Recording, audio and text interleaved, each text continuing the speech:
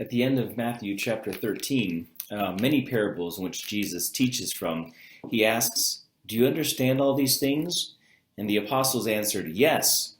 Well, frankly, for many years when I heard and read Matthew 13, my answer would be no.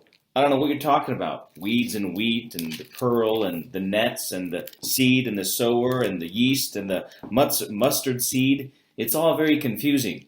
But the reality is, the message there goes much deeper. First, for Matthew's community, Jesus is addressing the issue or question as to why some in Matthew's community, which are predominantly Jewish and having converted in believing in Jesus Christ as the Messiah, came to faith and others did not. The Jewish community that Matthew is writing to was struggling with why some of them chose to believe that Jesus is the Messiah and others did not. Some were hardliners. If they don't believe, we cut them off, they're condemned.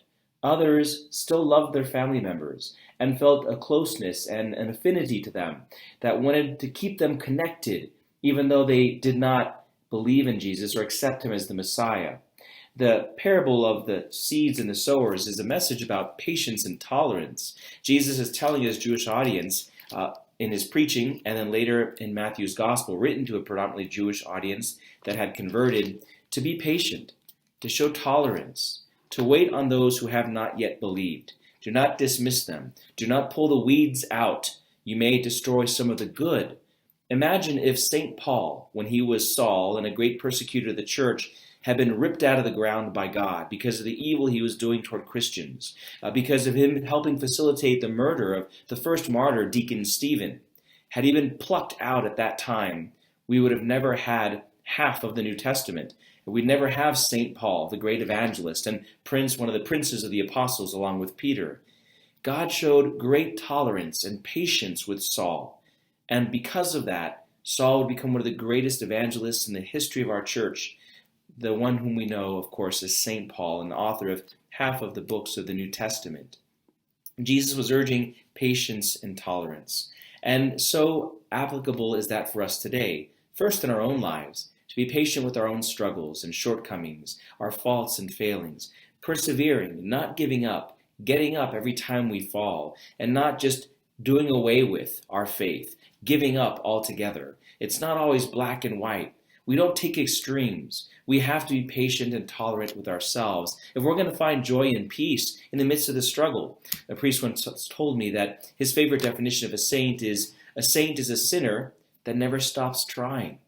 We don't give up, but if we're impatient, if we're intolerant, then it will go to one extreme or the other, and there's no in between, and no time for the transition. Conversion is not an overnight thing. It's not black and white. It's not immediate. It's a constant, ongoing struggle. Like the story of the old monk regarding the sin of impurity, he was approached well into his 90s, approached by a very young novice in the community, and he approached the wise old monk and said, "Father, when is it that we finally end this struggle with impurity and impure thoughts?" And the monk thought long and hard. He stroked his beard. He looked up into the sky and he said, "I'll let you know when I get there." We don't give up. We don't stop trying. But we do fall, and we can fail. And that patience and tolerance we must show toward ourselves to persevere and flourish as Christians obviously has major implications for the very tense political and cultural environment we find ourselves in our country, in our homes, and around the world today. Whether it's politics, whether it's racial issues, whether it's questions about history and historical figures, we need a lot of patience and tolerance.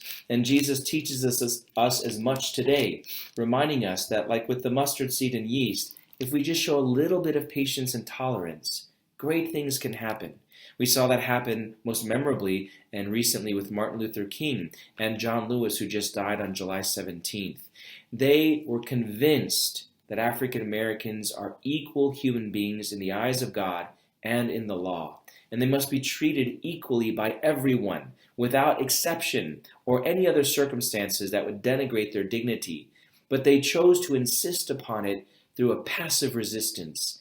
John Lewis had his skull cracked in. He was beaten countless times, arrested well over 45 times, if not 60, horribly harassed and verbally abused.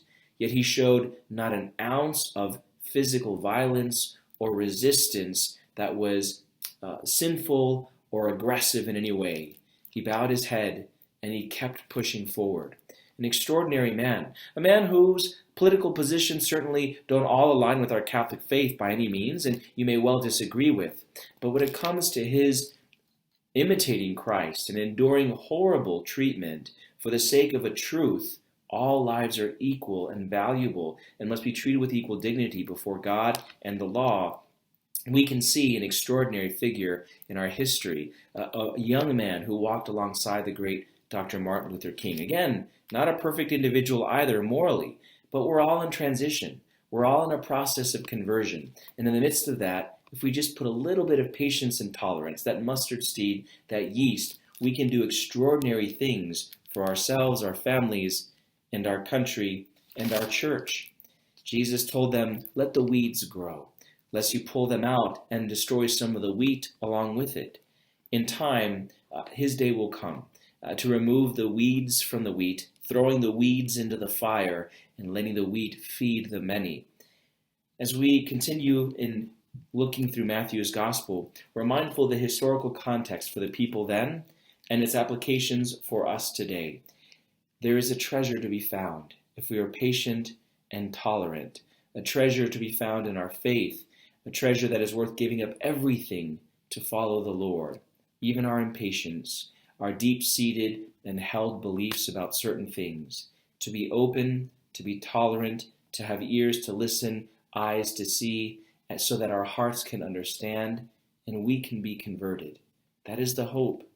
That is why Christ suffered and died unjustly, innocent, for you and I, sinners, that we in turn might be equally patient and tolerant with others as he is with us. We need it now more than ever, in our country and in our church. Hopefully now, when Jesus asks you at the end of Matthew chapter 13, do you understand all these things? We can all answer, yes. Yes, we do.